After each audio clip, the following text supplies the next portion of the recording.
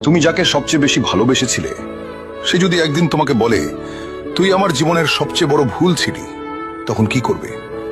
তুমি হাসবে, কাঁদবে, না চুপ করে থাকবে? আসলে কিছুই করার থাকে না, শুধু বুকের ভিতরে একটা আগুন জ্বলে ওঠে। আর তুমি বুঝতে পারো ভালোবাসার কোনো নিয়ম নেই, কোনো গ্যারান্টি নেই।